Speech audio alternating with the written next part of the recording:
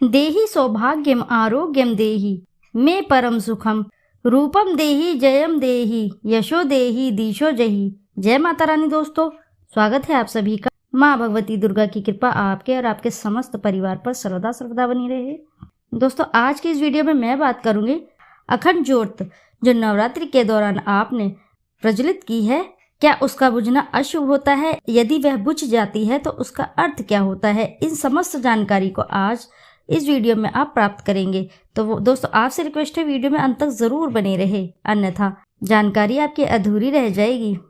व्रत ही तप है, यह उपवास भी है, हालांकि दोनों में थोड़ा फर्क है। व्रत में मानसिक विकारों को हटाया जाता है तो उपवास में शारीरिक, मानसिक और शारीरिक दोनों ही तरह के संयम का नवरात्र में पालन करना जरूरी है। अन्यथा आप नवरात्रि व्रत में या उपवास नहीं रखें तो अच्छा है। आइए जानते हैं उन नियमों के बारे में।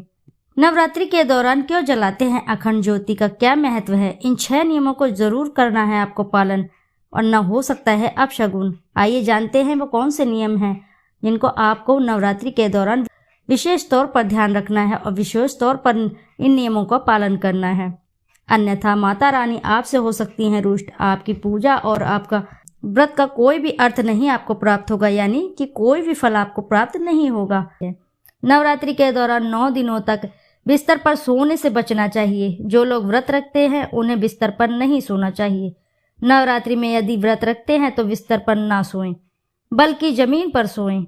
अगली बात, नवरात्रि में शुद्ध और सात्विक भोजन ही करना चाहिए। इस दौरान तामसिक भोजन, प्याज, लहसुन, मांस, मदिरा, शराब आदि का सेवन नहीं करना चाहिए। यह बहुत ही गलत माना जाता है, इसलिए इससे बच कर रहें, अन्यथा माता दुर्गा होती हैं नाराज। नवरात्रि में रोजाना कम से कम 1 कन्या और श्रद्धा भाव से भोजन कराएं और अष्टमी और नवमी के दिन छोटी कन्याओं को 9 कन्याओं को भोजन कराना चाहिए। ऐसा करने से माँ दुर्गा बेहद प्रसन्न होती है। नवरात्रि में आप इस तरह का कार्य अवश्य ही करिए। अगली बात है, नवरात्रि में किसी भी महिला का अपमान ना करें, चाहे वह आपकी माँ, बहन या पत्नी या कोई भी दूसरी स्त्री हो। सभी का सम्मान करें, अभद्र शब्दों का प्रयोग ना करें, अन्यथा माँ दुर्गा बहुत ही क्रोधित होती हैं। अगली बात है, नवरात्रि के दौरान बाल और नाखून नहीं काटना चाहिए, और इसी के साथ महिलाओं को नवरात्रि के दौरान बाल भी नहीं धोने चाहिए। खासकर जो लोग नवरात्रि का व्रत रखते हैं वे इस नियम का विशेष ख्याल रखें। माँ दुर्गा आपकी किसी भी बात को लेकर रुष्ट हो सकती हैं, इसलिए आपको जरूरी है कि इन बातों का विशेष तौर पर आपको ध्यान देना चाहिए। नवरात्रि में किसी से झूठ न बोलें और न ही किसी को गाली दें। सत्य बोलें, सभी के प्रति दया भाव रखें। साथ ही आपको सलाह है कि नवरात्रि के दौरान गुस्सा करने से बचें, अर्थात किसी से भी क्रोध करने से बचें। चाहे छोटे बच्चे हों, चाहे बड़े हों, चाहे बुजुर्ग हो, किसी पर भी आपको क्रोध नहीं करना है। इस तरह के कार्य करने से आपको नवरात्रि के दौरान अवश्य ही बचना चाहिए। और इसी के दौरान नवरात्रि में आपको ना किसी की चुगली करनी है, ईर्ष्या करनी है, ना ही किसी के लिए बुरा ख्याल लेकर आना है, अन्यथा माता रानी आपसे रुष्ट हो सकती हैं, आपकी किसी भी बात से रुष्ट हो सकती हैं। नवरात्रि के यदि आपने व्रत रखे हैं तो इस दौरान आप माँ दुर्गा के सप्तशती का पाठ करें, माँ दुर्गा के बीज मंत्र का जाप करें। इस तरह के आप कार्य करें और किसी के भी प्रति अपने मन में बुरा विचार ना आने दें। नवरात्रि के दौरान आपको इन विशेष कार्य को ध्यान में रखना है।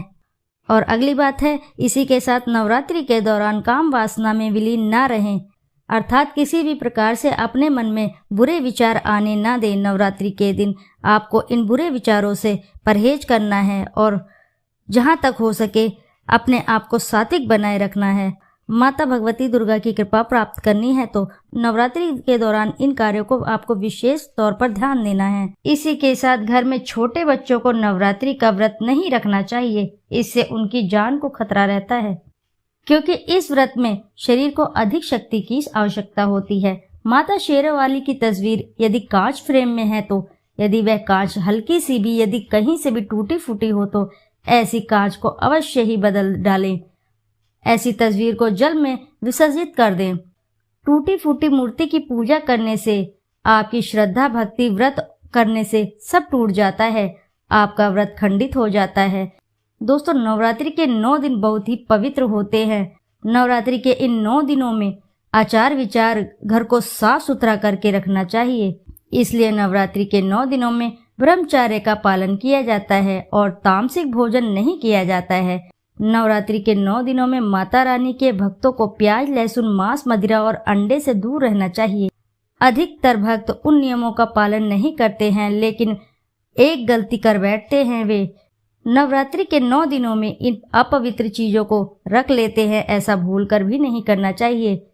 भागवत पुराण के अनुसार नवरात्रि के 9 दिनों तक माता रानी अपने भक्तों के घर में वास करती हैं।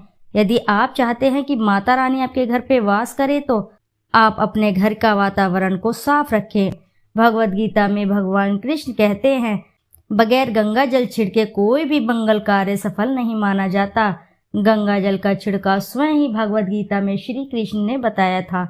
यदि आपके घर में गंगा जल ना हो तो मार्केट से खरीद कर ला सकते हैं और गौमूत्र लाकर गौमूत्र को अपने घर में छिड़काव करें।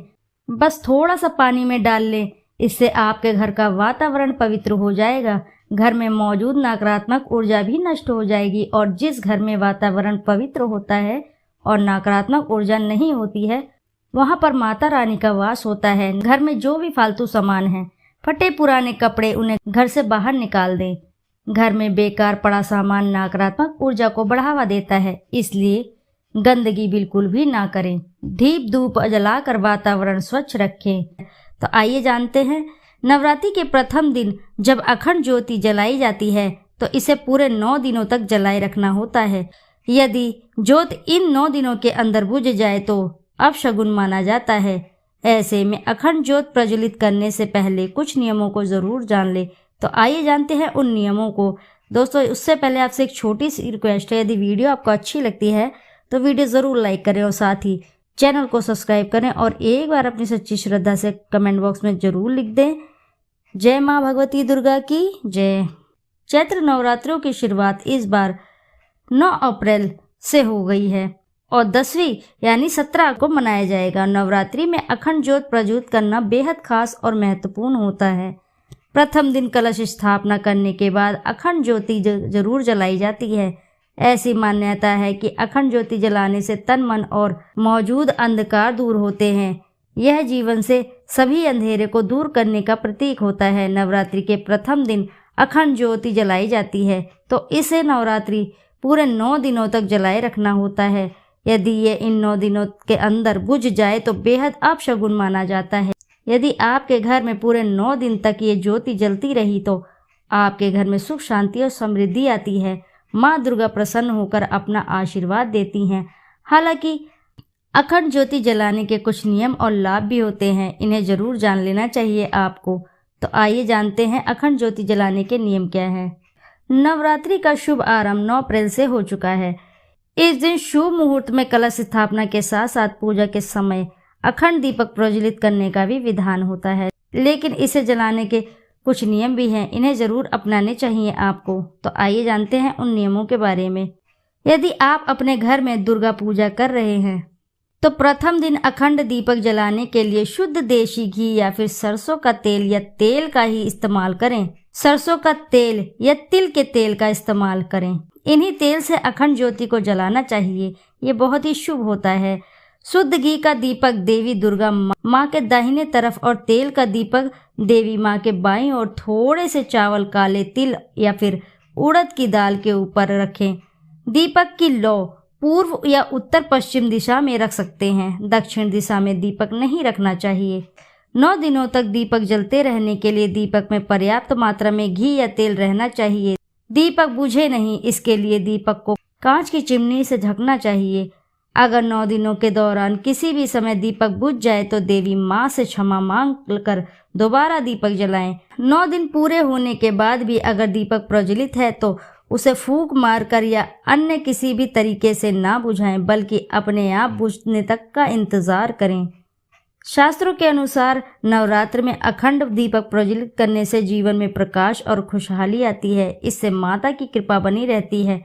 घर में नकारात्मक ऊर्जा और बाधाएं दूर होती हैं। आर्थिक संपन्नता आती है। विधि विधान से नवरात्रि के पूरे 9 दिनों तक यानी माँ दुर्गा की पूजा उपासना की जाए तो देवी अपने भक्तों से प्रसन्न होकर उन्हें खुशहाल जीवन जीने का आशीर्वाद देती हैं और इसी के साथ दाम्पत्य जीवन सुखमय बन जाता है और दोस्तों आशा है कि जानकारी से आपको लाभ अवश्य ही प्राप्त होगा। यदि जानकारी आपको अच्छी लगी है तो वीडियो को ज़रूर लाइक करें और साथ ही चैनल को सब्सक्राइब करें और एक बार अपनी सच्ची श्रद्धा से कमेंट बॉक्स में ज़रूर लिख दें जय माँ भगवती दुर्गा की जय। फिर मिलते हैं आपसे ऐसी ही किसी नई जानकारी के साथ। जब तक के लिए नमस्कार।